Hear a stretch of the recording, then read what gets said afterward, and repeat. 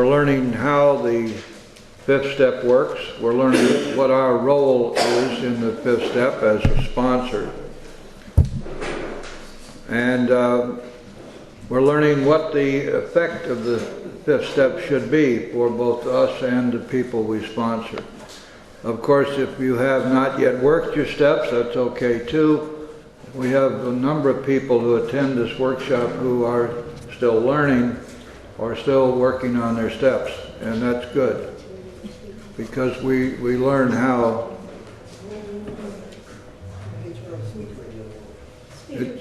it's on.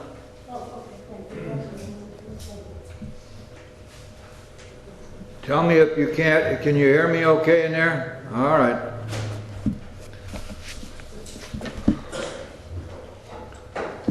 One of the things that this workshop does is give us a much better idea about steps. Some people attend this workshop and find that in the past, when they thought they'd worked the steps, they had in fact only worked some part of the steps, or even worked steps that were totally apart from and not in any way related to the big book.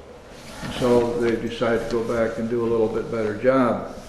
In any event, last week we got started with the fifth step, and remember that we took a look at the fifth step from a couple of different standpoints. First of all, it is real important to understand where the fifth step fits into the continuum of the steps. It's part of a spiritual process which leads us from rebellion and defiance and denial to a place of surrender and obedience. And as such, it constitutes a very, very important part of this and a milestone along the way. The fifth step is something which comes to us from antiquity.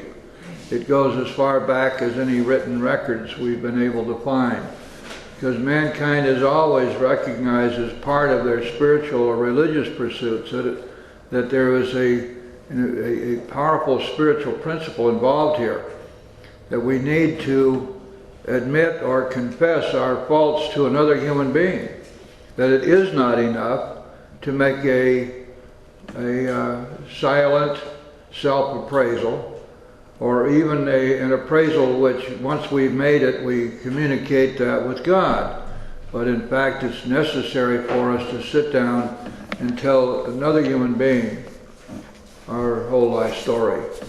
We need to tell another human being exactly what has gone on with us, what we have found, which we cannot be free of ourselves, those things which block us off from God.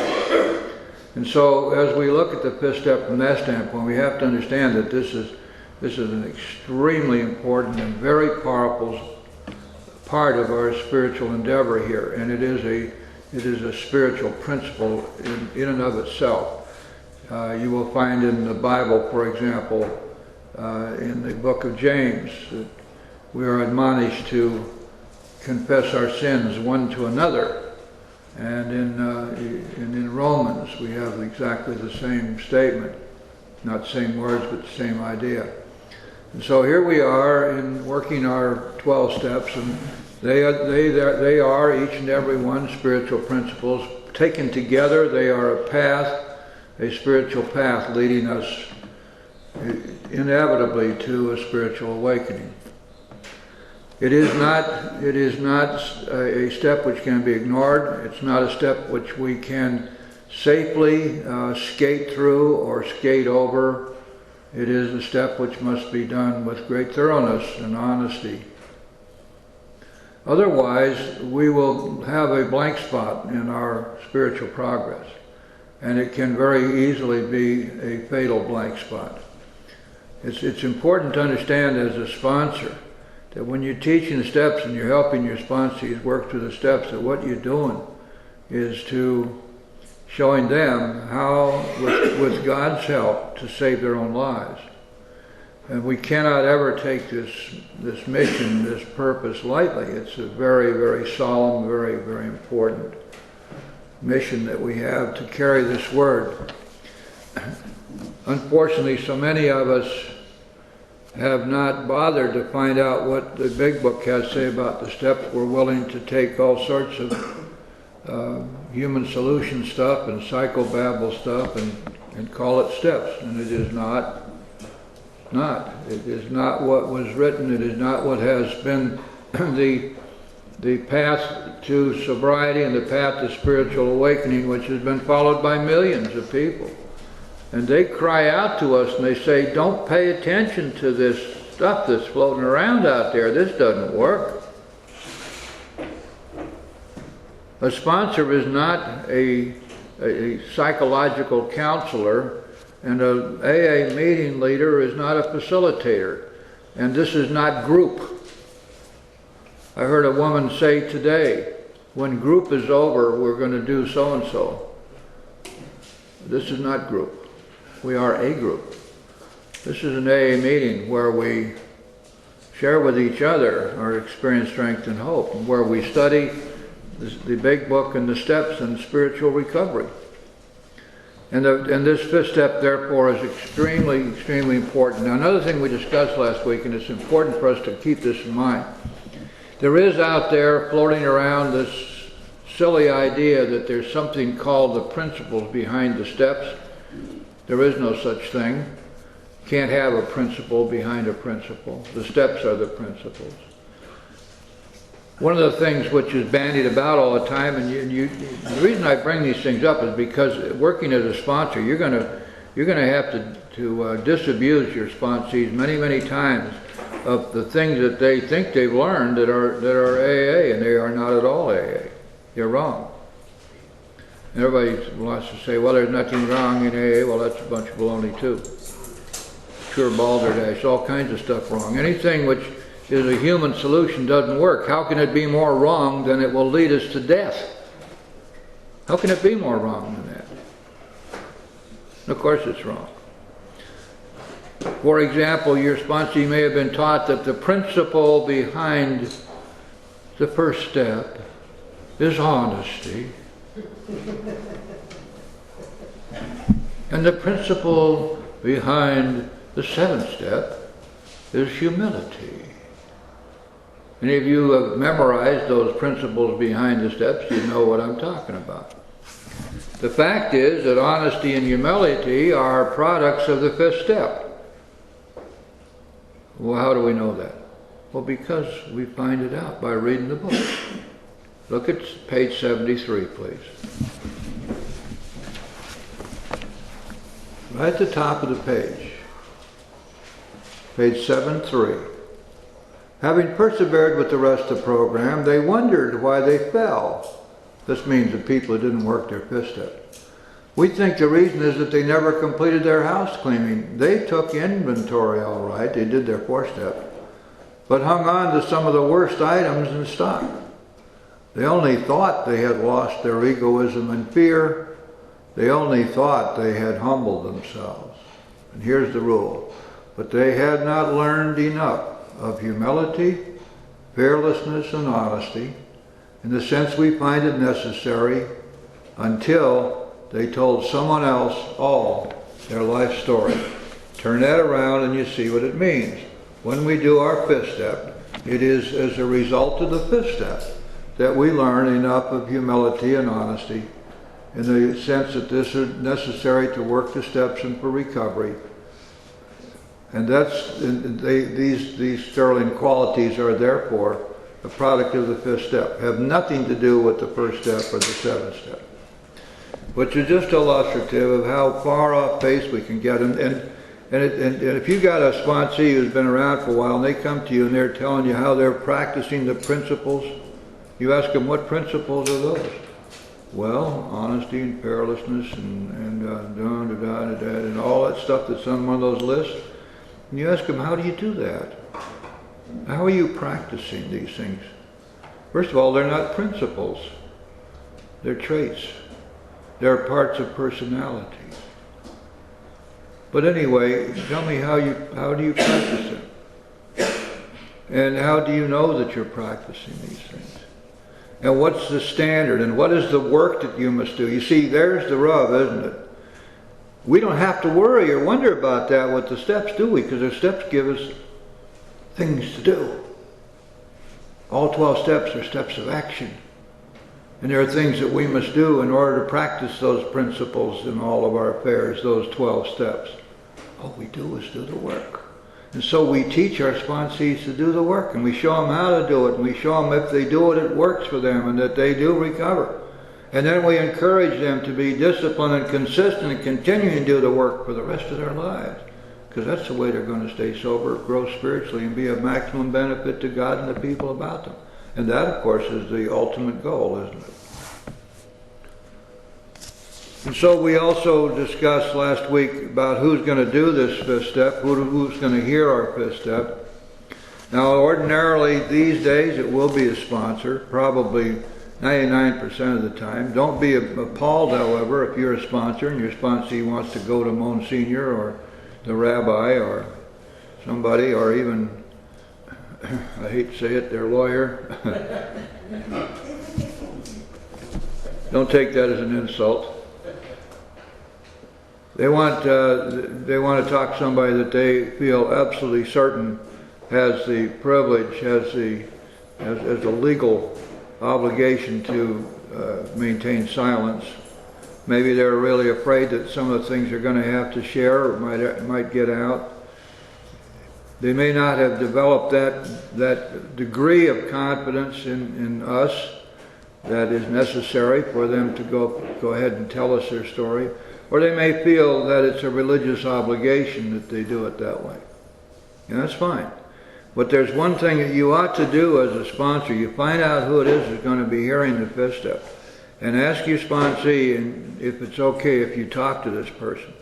And then you ask them, may I please send you a letter along with my sponsee, which will outline for you the 5th step in AA in our 12-step program, and what we need to accomplish when we do this 5th step.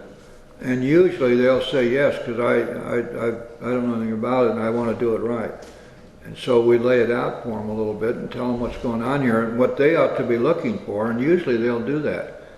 It is not wrong, by the way, once a 5th step has been done with an outsider, for you to suggest to your sponsee that maybe he or she would like to do another 5th step with you, especially where the 5th step was a matter of religious obligation. And you may find that that would be quite possible too. We want to be sure that this 5th step is done right, because it has to be done right or we can't move on, can we? Remember that the 6th and 7th step and the 8th and 9th step are keyed in directly to our 5th step. And we're going to talk about that today and see how that is. You need to make sure that by your actions you have demonstrated your reliability, you have built up your credibility with your sponsee, that they will believe you, that they will believe in your willingness to take whatever they tell you to the grave without ever divulging it to anybody under any circumstances. And that can be an awesome responsibility. You may even have to go to prison over it. But nevertheless, you do that too. Because otherwise, if we can't be trusted when our own skin is on the line, how can we ever be trusted at all? And so it is an awesome responsibility. Most people never have to face that particular kind of consequence, but there are plenty of them. And many times, because we have so many crossovers in our relationships in this fellowship, that there are many people who are involved in a circle or in a particular group, and it's so beguiling that we can to discuss each other with each other, but as a sponsor you can't do that. Your sponsor needs to know that that's exactly the way you are and that they can trust you. And that way you're more likely to get full cooperation, which is critical. Now then, let's go to top of page 75. When we decide who is to hear our story, we waste no time. Please listen to that. We waste no time. 4th step is done. Schedule the 5th step immediately. As soon as you can do it, schedule 4 or 5 hours. You tell your sponsee, this is what we're going to do now. Be ready, let's go. Waste no time. We have a written inventory and we're prepared for a long talk. Now this is the only clue in the big book as to how, what is the basis of our 5th step. And it seems quite clear then that our 5th step is going to be accomplished by the use of our 4-step inventory. Now, how do we go about doing that? Let me give you some practical experience of mine. It's not here in the book, but perhaps this will be helpful to you. We want to be sure that we don't miss anything. On the other hand, we want to be sure that we get not only not miss anything, but that whatever we do is very thorough, and that there is full opportunity to articulate these things that need to come out. And so we can start right at the beginning of the 4th step, which will be resentments, won't it? And we can say, all right, let's see now, let's start with your resentments. Who's first on your list? Mama. Okay, what did Mama do to you that harmed you or made you angry, made you resentful? And now we start talking about Mama. And pretty soon Papa comes up, and so we continue talking about Papa, and maybe brother or sister or aunts or uncles or somebody. And sometimes we may go through 4, 5, 6 people, just with the start with Mama. But because we're going to follow these trails as they lead along. When we run out of steam there, then we go back to see who we missed. Let's say that we never did get around to Uncle Joe. So now what did Uncle Joe do to you that harmed you or made you angry? And we're going to follow Uncle Joe's trail. And we just keep going. We go all the way down through the resentment list so that we make sure that everybody who's on that list has been covered in our conversation.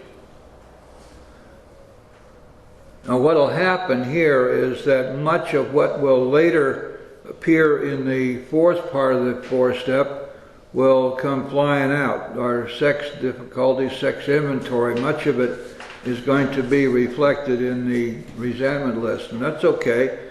Stay on top of that as you hear the 5th step. Understand what's going on, because there's no point in repeating something that's already been taken care of. And sometimes as we go along, we're asking questions and we make a comment from time to time.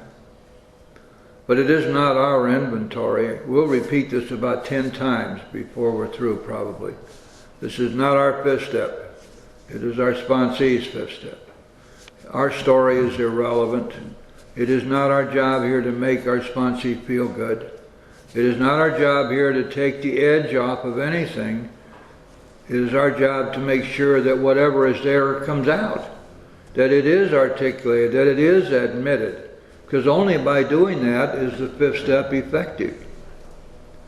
As I listen to your inventory, as I listen to your 5th step, my experiences in any particular field are irrelevant. I could go along with the common garden variety stuff that's happening these days and spend half of our time when you're supposed to be talking telling you about myself and saying things like, oh, you're not so bad, listen to what I did. And you're supposed to feel better because of that. Well, it's not my inventory. Another thing that we're not going to do is we're not going to insist that our sponsees talk about all the good stuff. Why? Because this good stuff isn't killing them. It's the bad stuff that's killing them. And the big book is quite clear about that, as we shall see in a moment. And so we have the clue. Let's use the 4th step as our guide. That way we can try to be very certain that we don't miss anything. We have a written inventory. We're on 75, and we are prepared for a long talk. We explain to our partner what we are about to do and why we have to do it. This is important. Take the time at the beginning of the fifth step to explain what's going on here. Make sure that your sponsee understands that whatever he or she says is sealed forever. It will never be revealed to anybody. Make sure that he or she understands that you're not sitting in judgment. That's not our point here at all. We're only here to guide and to encourage and to perhaps point out from time to time things which need to be considered. Explain to your sponsee the importance of absolute honesty and thoroughness and withholding nothing. Because any time that we withhold something in one of these vital steps, we automatically put ourselves in jeopardy. It means that we're putting our whole program in jeopardy. Explain to your sponsee that what we're looking for here is the admission of defects of character and the admission of certain harms that we have done to others. And that therefore we need to keep our eye on that ball.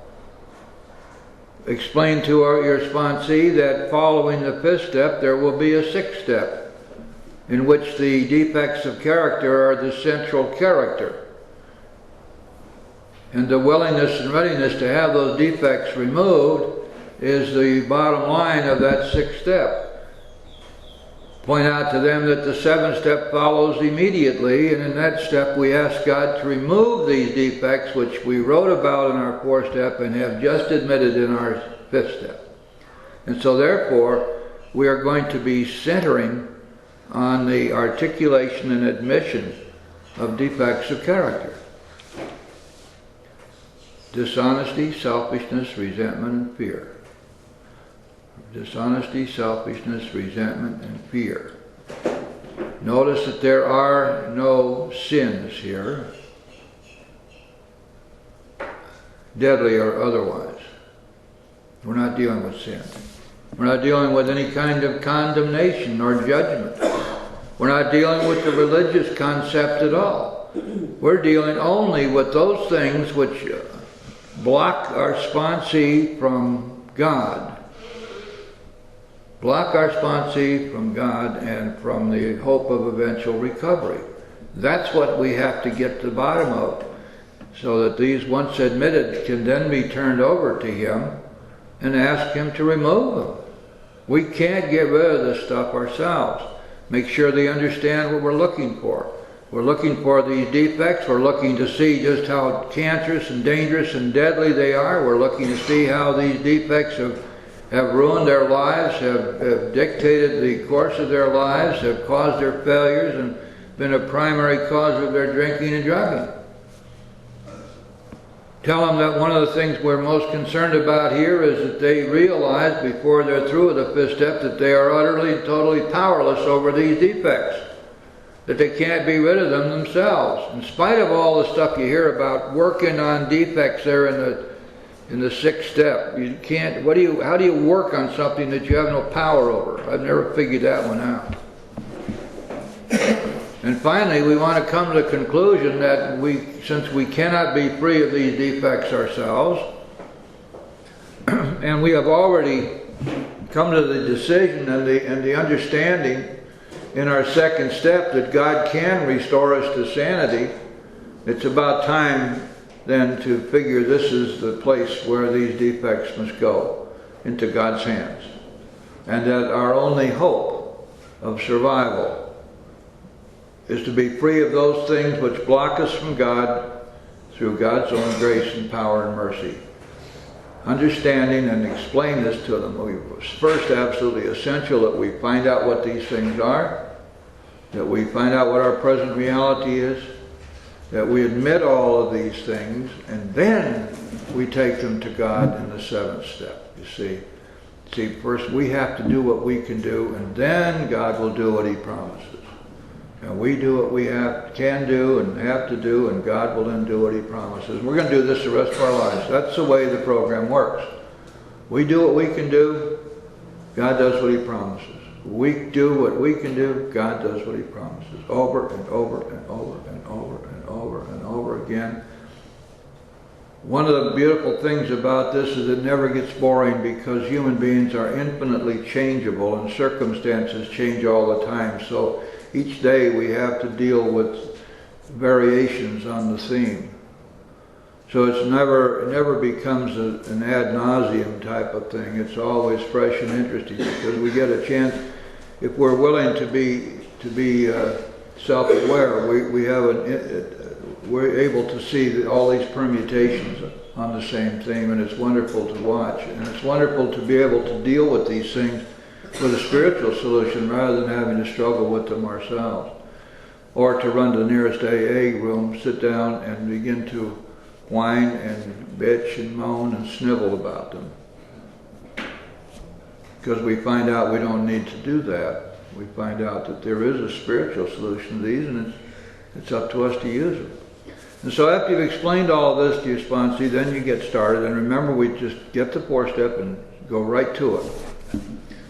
We explain to our partner what we're about to do and why we have to do it. You should realize we're engaged upon a life and death errand. Take that absolutely word for word to be God's own truth. This 5th step is a life and death errand. If it is not done right, the person who has failed to do the 5th step right is in mortal danger. Mortal danger. Fatal. Most people approaching this way will be glad to help. They will be honored by our confidence. And that's a statement by your sponsee, or in favor of your sponsee, who may be picking someone outside the program to hear their 5th step. And I found that that's true. Most people who are worthy of hearing a 5th step are quite honored to be so trusted. All right. This is a very strange part of the big book. We have in this next paragraph one line, which is the whole 5th step in one sentence.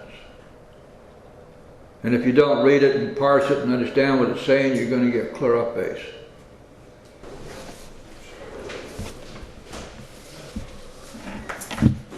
This first sentence is the only instruction we have about how to work a 5th step.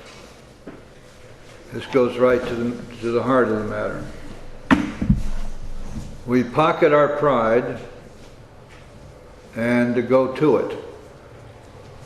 Let's think first now, what are we talking about here? Pocketing our pride means, of course, whatever pride there is still left in us, we put it aside. Keep in mind that pride is the godfather of all of our defects of character, but fear is the hitman that pride sends forth to kill us. So we're going to put aside our pride. And much of our reticence to admit and to reveal ourselves to other people is a matter of pride. We're not willing to let them know about us.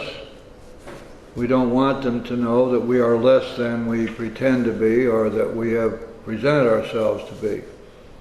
So we pocket our pride and go to it, illuminating, in other words, articulating, putting out in clear language and fully illuminating every twist of character, every dark cranny of the past. Now, every twist of character refers, of course, to our defects. The dark crannies of our past are those things about us, those things we have done or we thought, or the motives that we had, which were illegal or immoral or unethical, or in other words, bad. Those things which were in violation of what we knew was right. And we did them anyway. Please notice that this does not say anything about our good traits, our good character, our good motives, or what wonderful, nice people we were. And that's because this 5th step doesn't deal with that. Now, there are those who feel differently about this. and I respect the fact that they feel differently, but I would urge you, in thinking about whether you want to encourage your sponsee to talk about all the good things about themselves, whatever they can come up with, urge you to consider what's really happening when you do that, because there becomes a dilution then. See, the big book and the steps never deal with comparative fault. We didn't deal with comparative fault in the 4th step, and we don't deal with comparative fault in the 5th step. Furthermore, it is not our job as sponsors to see to it that our sponsees feel good. That's not our job at all. There is a cult of feel-goodism that floats around these rooms as well. That I'm okay as long as I am comfortable, as long as I feel good. And this whole idea of feelings as being the sine qua non of recovery doesn't work when it comes to the 12 steps.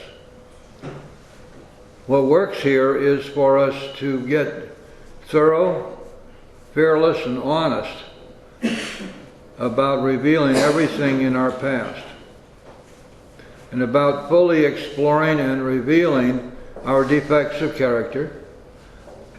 And also, it's necessary for us as we do this to reveal the harm that we've done to others, because we're going to need to go forward with our 8th and 9th steps very shortly. So, let's read that again. We pocket our pride and go to it. And here's what we do. We illuminate every twist of character, every dark cranny of the past. Once we have taken this step, notice these words: withholding nothing, we are delighted. Now, what is our job here as sponsors? Remember, we told the sponsee right at the beginning, just before we started hearing their 5th step, that we were going to be looking for certain things, and we're going to be helping them to find and to acknowledge and to deal with certain things in their 5th step. Specifically, their defects of character, and how damaging and cancerous and destructive these defects are, and how these defects have caused their failures and were a major cause of their drinking or drugging or both. And so, as we're going through this business of illuminating every twist of character, every dark cranny of the past, it's critical that these defects of character, each and every one of them, be explored and articulated and put out on the table. And we need to help our sponsees as they do this to see just exactly what these defects have done to them. Furthermore, part of our job is to show them and to make sure they understand that these defects of character are those things over which they have no power. They cannot be freed from them themselves. And we know this from having done our 3rd and 4th steps. In our 3rd step, we found that we were powerless over self, that we had to have God's help to be free of self. In our 4th step, we found that we were powerless over our resentments, that we could not be set free from our resentments ourselves. As a matter of fact, what the big book says, we could not wish them away any more than alcohol. This simply means that we are as powerless over self and resentments as we are over alcohol. That's a big part of our powerlessness, is our inability to be free from these things which block us from God. Likewise, we're powerless over our fears. We can't get rid of our fears ourselves. We can so-called walk through them, or maybe we can be talked out of them. The human solutionist would tell us that fear is just something that is natural and normal to everybody, and it's kind of like live with it. Or let's see if we can rationalize it away.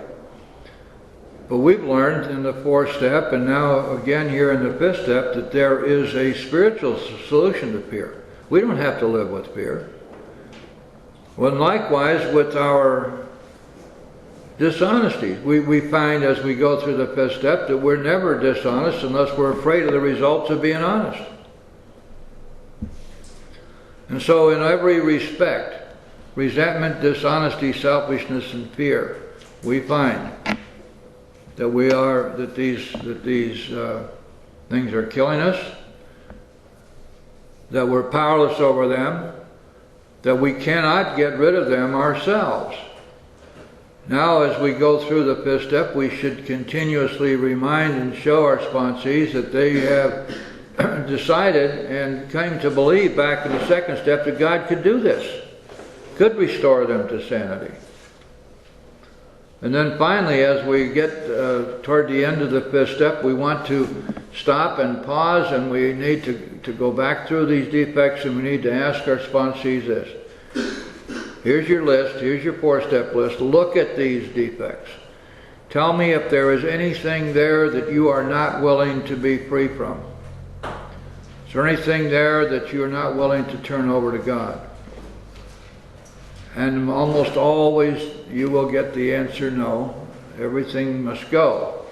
Because I recognize that I can't go on living with these defects invading my soul. They've got to be set, I've got to be set free from them. Now, it may well be that your sponsees come up with a whole bunch of other stuff which they find objectionable about themselves. Procrastination, jealousy, bad temper, and so on. And we deal with those as well. But these do not rise to the status of defects. They certainly are things which the sponsee can take to God and ask for help with in the seventh step, and they need to be talked about in the fifth step. We can explore with them all of these anomalies in their character, these bad traits that they have, which bother them, and they feel have been very dangerous for them, and they have been.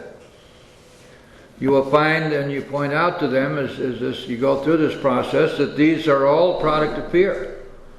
For example, jealousy, the most terrible human emotion. See, it's not a defect at all, it's an emotion.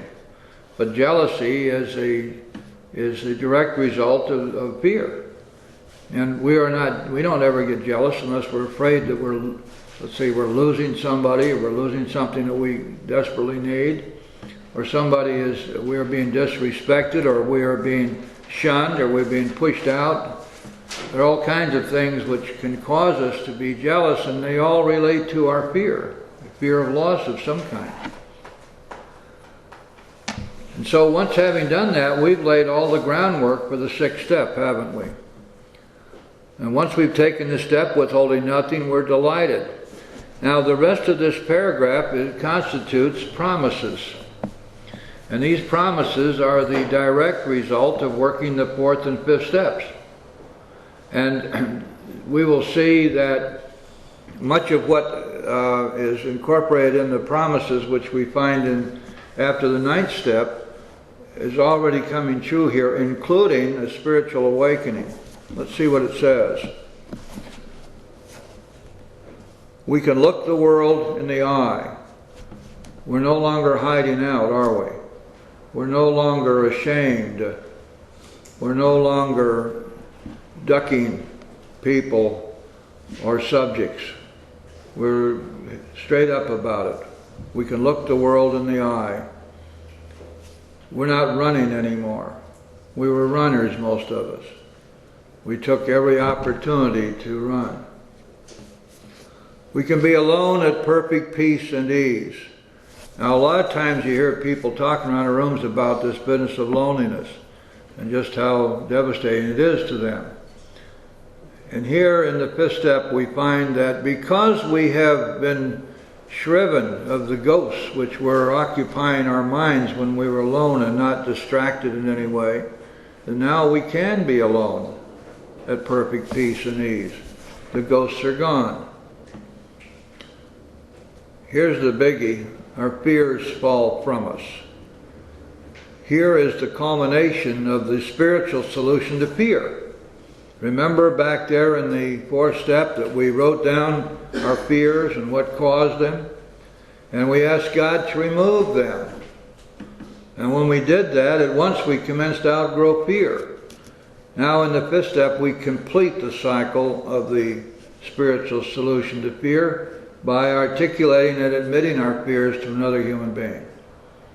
Which then leads us to a little equation which we use as our fear solution, composed of three parts. One, fear recognized and written down. Two, discussed with another human. And three, turned over to God, equals no fear. Now that's the solution, and that's the solution which is always there, and it obviates the necessity for us to walk through fear or suffer from fear. It also means that as we go through life, we can recognize where we feel threatened and where fears come up, and we can do something about them. For example, we know that every time we feel bad, without any exception, there is a fear involved. So, if I get angry, it's because you've made me afraid. If I'm resentful, it's because I was threatened. Therefore, what we find is that we have a solution here which works across the board. Fear, which we recognize and then write down and get it out of our heads and get it down on paper. And we talk to somebody about it, as in our fifth step, and then we ask God to remove it, as in the seventh step. And what happens? No more fear. It's gone. And it's a wonderful thing, because we no longer have to suffer from fear. Fear is very, very, very painful. It's very contagious. Fear is behind all of our defects. Fear is an evil, corroding thread of force, and the big book says the fabric of our lives is shot through with it. It's everywhere we look. And when you look around you to people who are having difficulty in life and perhaps giving you difficulty, recognize that they are being driven by fear. And this may make it a little bit easier for you to pray for them when they're becoming particularly harmful. And so our fears fall from us. We begin to feel the nearness of our Creator. Let's take a look on page 85 and we'll see how this forecasts what we're going to learn on page 85. The last full paragraph on page 85. Now just remember what this says. The feeling, we have begun to feel the nearness of our Creator. Let's look at the bottom of page 85. If we have carefully followed directions, we have begun to sense the flow of His Spirit into us. To some extent, we have become God conscious. See that in the last full paragraph down there? Now, I'm not talking about a little partial paragraph at the bottom of the page, but it's about 6 or 7 lines up in the bottom of page 85. If we have carefully followed directions, we've begun to sense the flow of His Spirit into us. To some extent, we have become God conscious. Back on page 75 now. We begin to feel the nearness of our Creator. That's what it means. We may have had certain spiritual beliefs, but now we begin to have a spiritual experience. Remember, we've talked about this so many times. The term spiritual experience was Bill's phrase, which eventually became spiritual awakening when it got to the 12th step. That was what happened with when the editorial board got hold of the 12 steps. One of the things they changed was to change spiritual experience in the 12th step to spiritual awakening. And so here Bill is really talking about the beginning of a spiritual awakening. This is where we begin to really feel the 12th step begin to kick in. We may have had certain spiritual beliefs, but now we begin to have a spiritual experience. The feeling that the drink problem has disappeared will often come strongly. Let's see what that forecast. Go back to page 85 again, please. Now we're going to go to the top of page 85.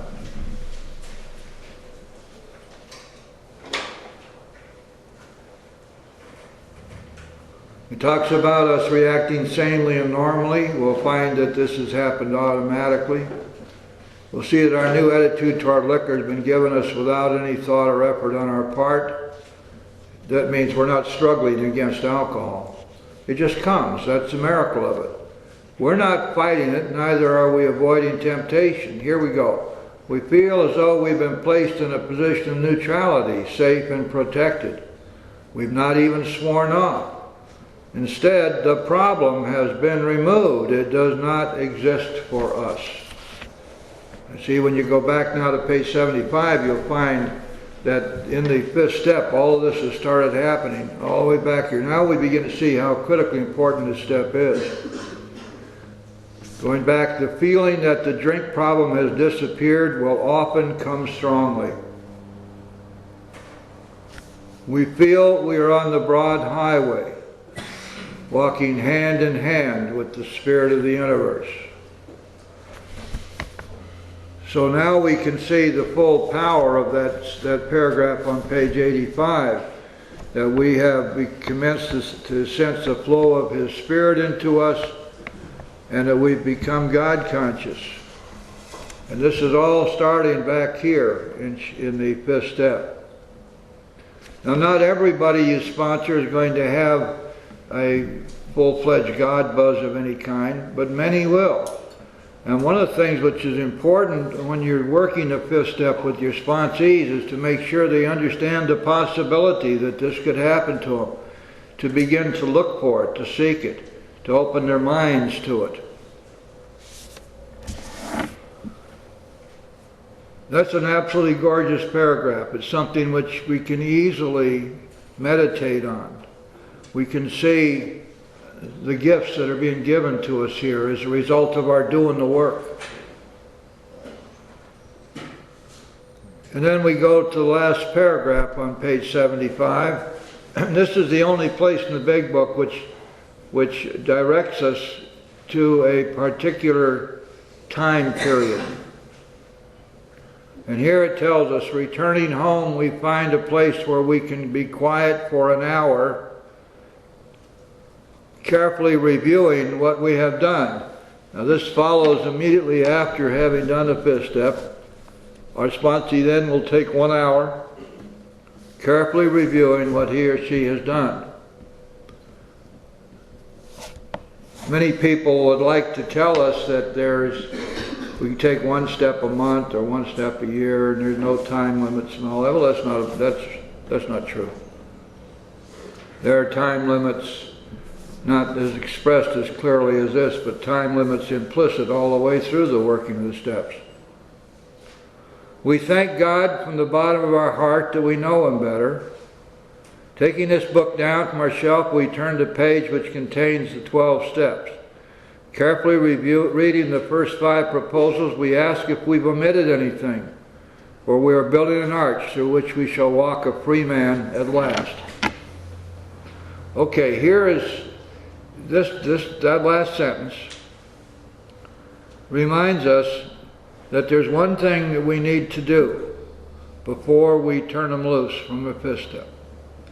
We must ask, is there anything that you have not talked about, anything that you're going to carry with you to the grave, anything that you've made up your mind nobody's ever going to know about? Now, you don't have to tell me what it is, but you must tell me if there is such a thing. And about half the time the answer is going to be, yes, there's something I did not want to talk about. Our next question, well, is it something you wish to discuss with me? Every once in a long while you'll find a sponsee who does not want to do that, but promises that they will seek out a priest or a rabbi or a psychiatrist, somebody with whom they will discuss this. Until that's done, their fifth step is not completed. Now, usually these deep dark secrets fall into two categories. The most predominant category you will find will be sexual. There are such powerful taboos affecting some people with respect to sex that there are things that they simply too ashamed of or too guilty about or too afraid to mention. And so you will find that the vast majority of these secrets are sexual in nature. The other category, which is fairly common, is criminal, that there has been criminal behavior. And this is not something that they wanted to reveal. Usually either one of these, or there may be something else back there too, some behavior where they harmed somebody badly. Usually this will come out. And our job there is not to be judgmental, to simply listen, and if it's possible, to show them that this is something which will be the subject of forgiveness, or it may be something which they need to add in their 8th and 9th steps to make amends for if they can. But you'll know when you hear it what needs to be done. Usually, however, it's simply a matter of hearing it, letting them get it out, and it's passed and done with. If it's something of a criminal nature, we're going to have to maybe face that in the 8th and 9th steps as to what's going to be done about it. And so they have to ask if they've omitted anything, for we're building an arch through which we shall walk a free man at last. Is our work solid so far? Are the stones properly in place? Have we skimped on the cement put into the foundation? Have we tried to make mortar without sand? In other words, quite simply, have we done a thorough, honest, and complete job not only of our 4th step, but now of our 5th step? Is it all on the table? Furthermore, in this hour, it's necessary for your sponsee to reiterate to themselves that yes, indeed, I recognize what my defects of character have done to me. I recognize that they're killers, they're cancer, and I recognize I have no power over them.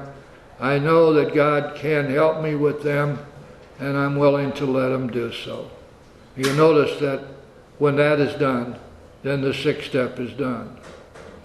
Most of the time, as we will find out next week when we come back and look at the 6th and 7th and 8th steps, or however far we get, most of the time that 6th step is completed by the time the 4th and 5th steps have been done. It's a gift.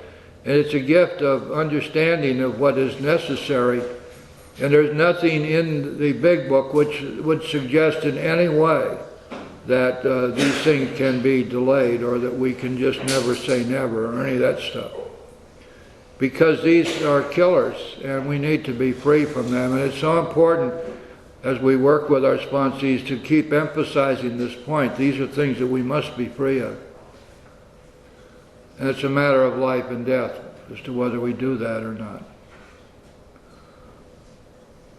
Okay, are there any questions or comments anyone would like to ask or make right now before we close down? Yes, Melvin. My name is Melvin, I'm alcoholic. Melvin. But Jim, we had a chance to speak before the meeting, and one of the difficulties that I have with when I'm sponsoring anybody is that issue with step 3. Because of the personal issue in my life with the area of God, and what I've gone through, and as a result of that, and the tragic loss that I've sustained and suffered, and it's difficult for me because I get to that point with my sponsee, and then it's like I'm lost. I don't know how to be able to guide or suggest or instruct them, because that for me is a personal issue that I can't deal with.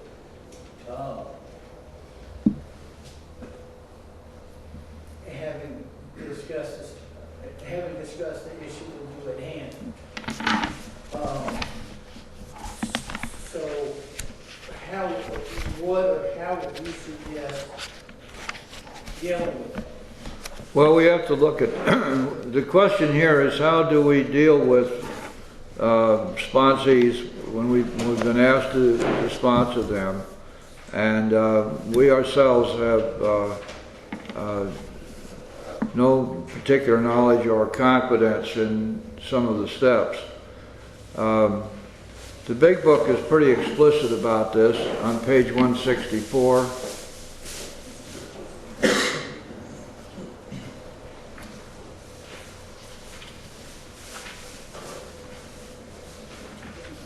If you take a look at the second paragraph, right square in the middle of the page, halfway through that paragraph. Obviously, you cannot transmit something you haven't got.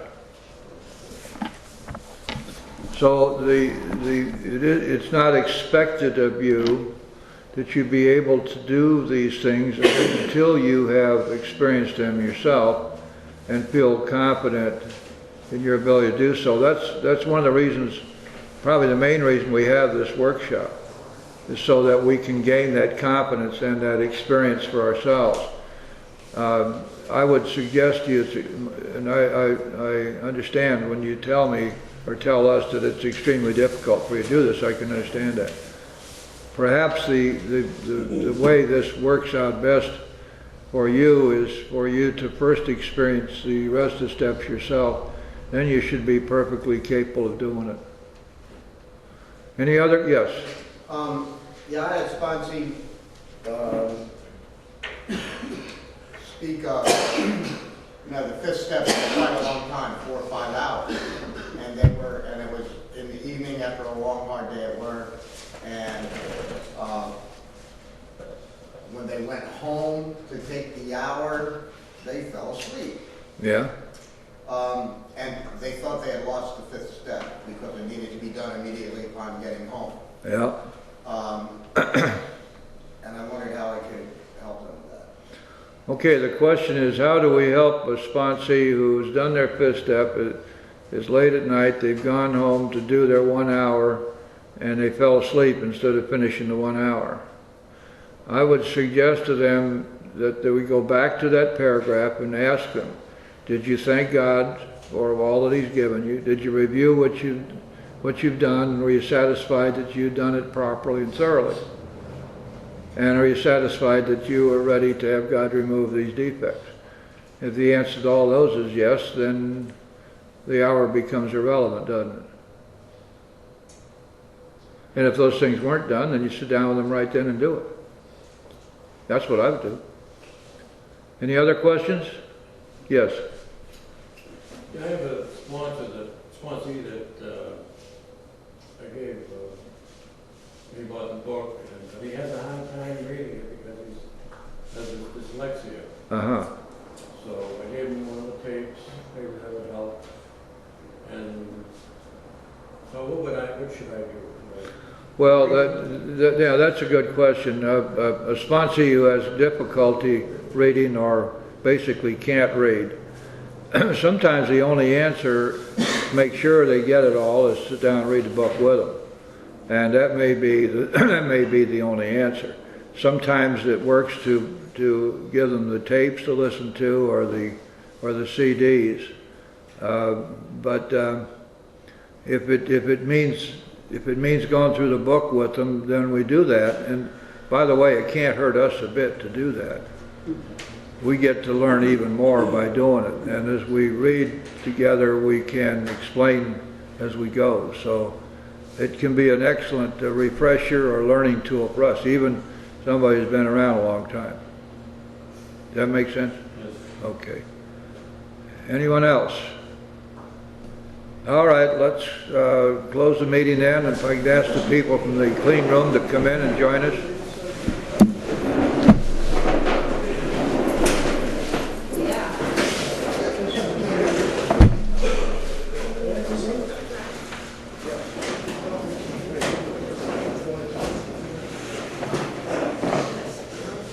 guys come up this aisle here for us, please?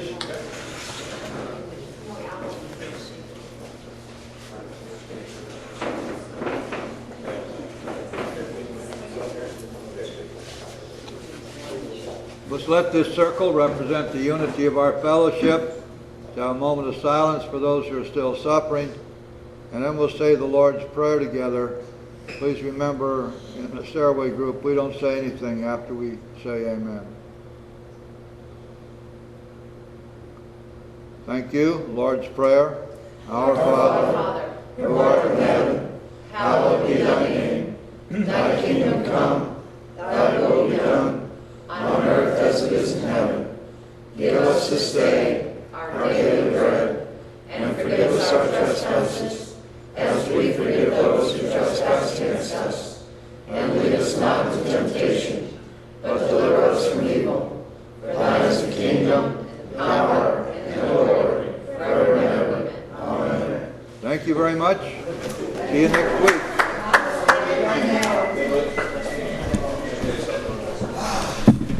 See you later. I gave you that.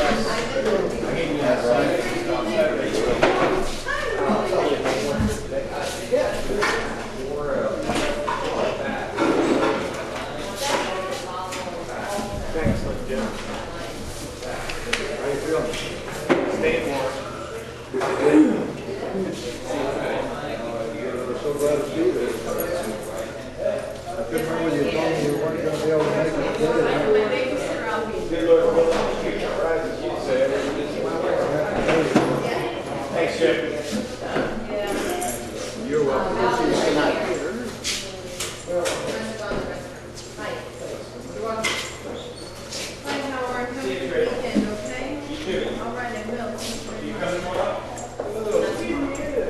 See you later. Okay, darling. Thanks for being here. Anybody else on this list. So, you know, like, I want an example is a good word of whether I'm, you know, how I can work that. Am I making sense? Well, it's you have to write a narrative, Okay. and you answer the questions in a narrative form. Okay, so let me pick a name here that would work with me. Where's Peter? Here, this guy. I had a major resentment against him when I was working for this company. Yeah. Okay, major. And I thought he stalled my career, and you know. And the basic thing was it's 95 degrees, and I'm unloading the truck from the warehouse, and he won't let me wear shorts, and I wore shorts anyway. Yep.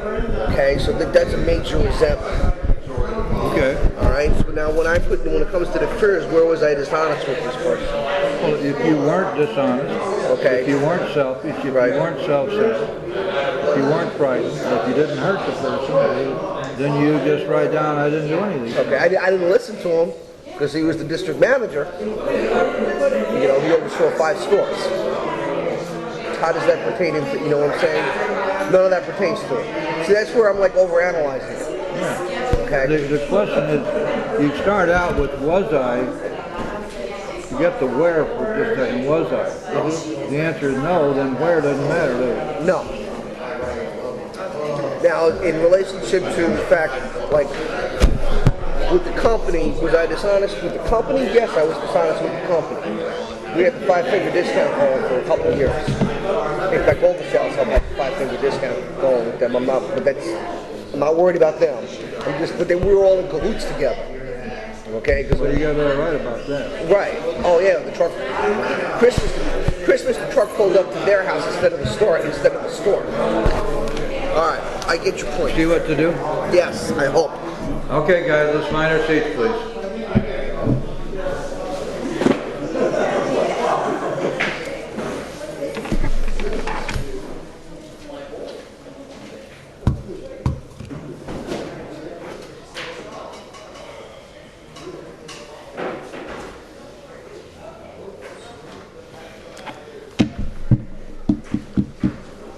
Yes, the people come inside, please.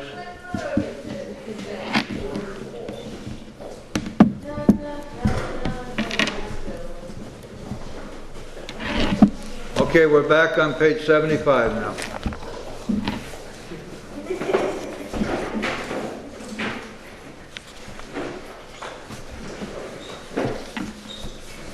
The second full paragraph on page 75 of the fifth step and how to teach and how to do the fifth step. If you haven't been with us before, this workshop is an hour and a half in length. We take a 10-minute break at the halfway point. Our purpose being here is to learn how to be better and more efficient sponsors, more confident of our abilities to carry the message and to, in this process, save our own souls. Because it's obvious that we have to give back what we've been given or we don't get to keep it. Let's start the meeting with the teaching and practice of the 12 steps is the sole purpose of an AA group. This is according to Bill Wilson in his article, which was published in February 1958. Don't let anybody tell you that there are no teachers in AA. The truth is there aren't enough. Okay. But you couldn't hear back there? Oh, I can hear. It's on back there? Okay. Let's see. We have anybody with us for the first time in 74. For those of you who were not with us last week,